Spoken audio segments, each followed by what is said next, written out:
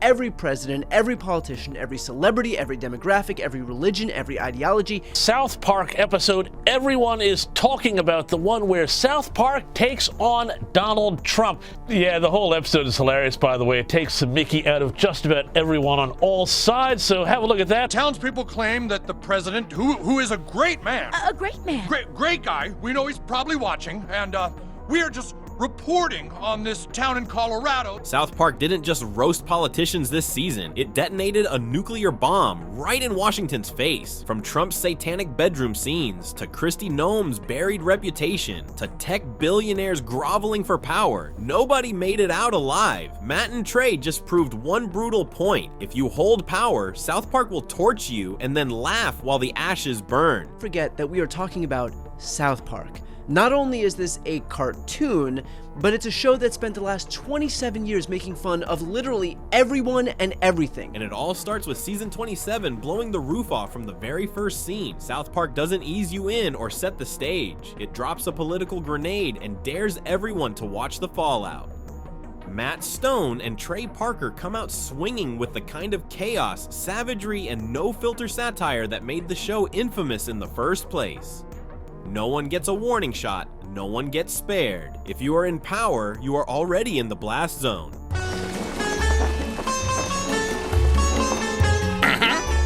Yeah. Okay.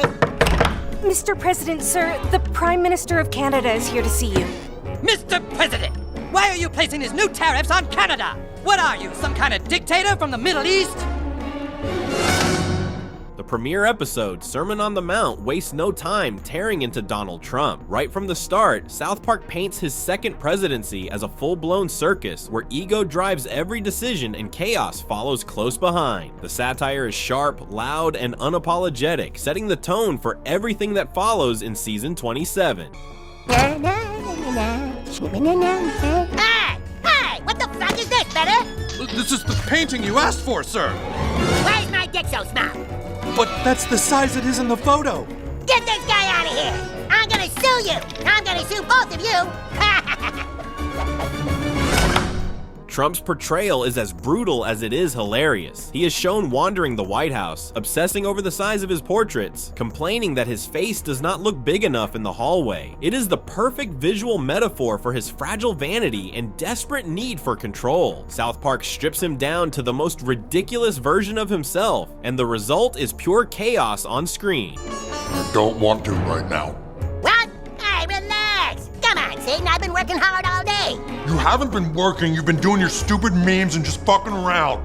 Then comes the scene that sent shockwaves across social media, Trump in bed with Satan. At first glance, the jokes seem juvenile, but this is calculated satire at its finest. Matt and Trey know exactly what gets under Trump's skin, and they hammer his ego relentlessly, poking at his masculinity, power, and insecurity all at once. It is savage, smart, and designed to provoke a reaction. Welcome to the team, recruits. I'm Kristi Noem, head of Homeland Security.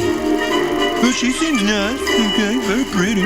A few years ago, I had to put my puppy down by shooting it in the face. Because sometimes doing what's important means doing what's hard. Just when you think South Park might ease up after roasting Trump, they go straight for Kristi Noem, and it is vicious. The episode Got a Nut kicks off by dragging her infamous dog shooting scandal right into the spotlight, and they do not hold back for a second. Where most shows would avoid touching that story, Matt and Trey turn it into pure comedy napalm. South Park, they are not slowing down in their satirical takedown of the Trump administration. They're swinging at some new targets, ICE, and as you saw, DHS Secretary Kristi Noem. They exaggerate it, mock it, and make sure you cannot look away. The opening scene sets the tone immediately, turning one of the most controversial headlines into one of South Park's wildest opening acts in years. By the time the scene ends, Kristi Noem's reputation is not just bruised, it is buried deep under the rubble. This bonus clip on Twitter last night poking fun at DHS Secretary Kristi Noem's past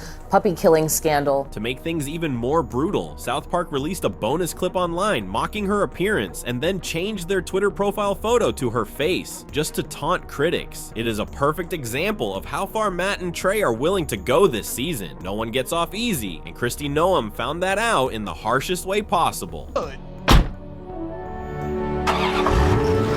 Did a good job in there, soldier.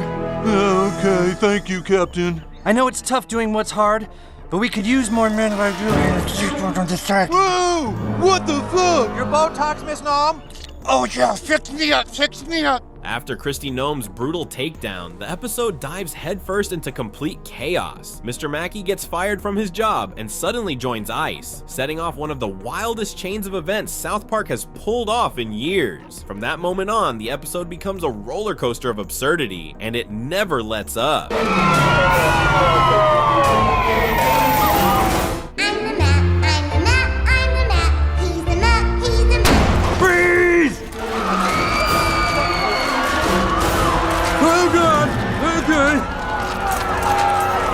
We're just here for questioning. Cooperate and nothing bad. Holy shit! In one of the most outrageous sequences, ICE agents are shown raiding heaven itself. It is ridiculous, shocking, and completely deliberate. South Park uses this over-the-top imagery to mock fake authority, government overreach, and the way institutions abuse power without accountability. It is satire turned all the way up to 11. And then, in a twist that blurred fiction and reality, the Department of Homeland Security actually used a screen cap from the episode to promote ICE recruitment. South Park's response? A savage online clapback with a single line that went viral instantly. Guess we are relevant now. Within hours, the hashtag #eat a bag of dicks was trending, proving once again that Matt and Trey know exactly how to trigger a reaction both on screen and off it.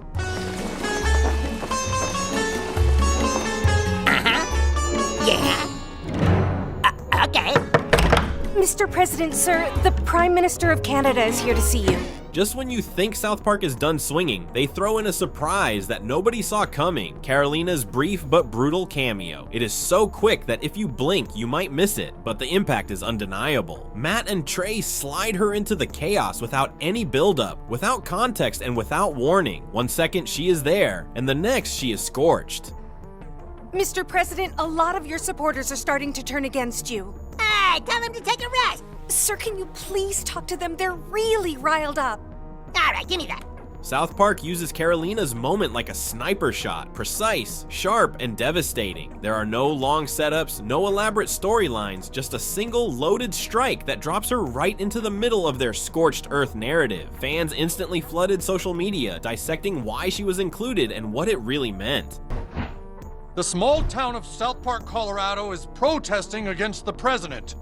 The townspeople claim that the president, who is a great man. A great man. Great guy. We know he's probably watching. And we are just reporting on this town in Colorado that's being sued by the president, and they are fighting back. And just to be clear, we don't agree with them. After torching politicians and public figures, South Park sets its sights on a new target, the so-called patriot podcasters. These self-proclaimed alpha voices scream about masculinity, freedom, and what it means to be a real American. But South Park doesn't buy any of it. Instead, the show exposes them for what they really are, hustlers selling outrage as a product. South Park, which has proven quite powerful at going against Donald Trump and criticizing how its own parent company has undercut the journalism of 60 Minutes and other entities, clearly South Park says they're not watering anything down. In one of the episode's sharpest segments, the satire hits hard. These podcasters brag about protecting traditional values while pushing $80 hoodies, overpriced protein powders, and whatever fake Patriot merchandise they can get their hands on. South Park highlights how this entire ecosystem thrives on anger, manipulation, and division. Mr. President, your ideas for the tech industry are so innovative, and you definitely do not have a small penis. Ah, thanks, yeah. Please accept this gift on behalf of Apple. Next, Mr. President, your idea is incredible. You do not have smart penis. South Park doesn't stop at politicians or podcasters. It drags Silicon Valley royalty straight into the mud. Tim Cook and Mark Zuckerberg, two of the world's most powerful tech billionaires, get roasted as completely out of touch with reality. They are portrayed as self-proclaimed geniuses who, despite their wealth and influence, still look clueless and desperate when it comes to maintaining their power. Your leadership is truly beyond anything we have ever had in this country. And you do not have a small penis. Ah, thanks, gang. On behalf of the state of Florida, I'd like to give you this gift, a silver-plated space shuttle. Next! Every gag in this segment feels like a cultural landmine. One by one, South Park detonates the myths of Silicon Valley brilliance, stripping away the polished PR layers to reveal just how insecure and power-hungry these billionaires really are. By the time the episode is over, even the richest men in the world are dragged down into the chaos, proving that nobody is above the blast zone this season. Hey, Satan! Look at what some dipshit tech CEO gave me. I was thinking maybe we could try to shove it up your ass. Hello?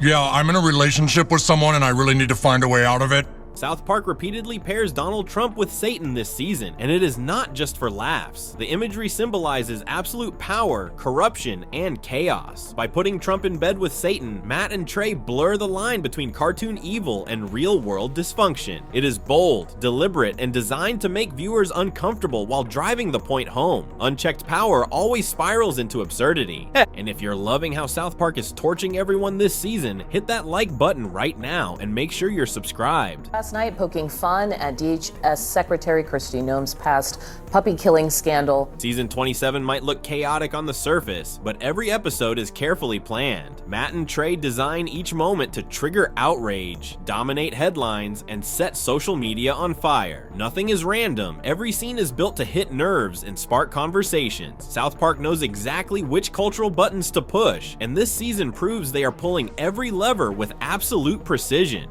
Every president, every politician, every celebrity, every demographic, every religion, every ideology, that is literally their entire brand. Nobody escapes this season, and that is exactly why South Park just humiliated every politician on TV. Matt and Trey follow one rule: always punch up and expose hypocrisy wherever it hides. It was a bold episode, to say the least. Bolder still because South Park just signed a $1.5 billion deal with Paramount to order 50 new episodes over the next 5 years. And right after they signed that, like 2 days after they signed it, they went on the air with this episode. Paramount signed a massive $1.5 billion deal with South Park just weeks before season 27 aired, but you cannot buy their silence.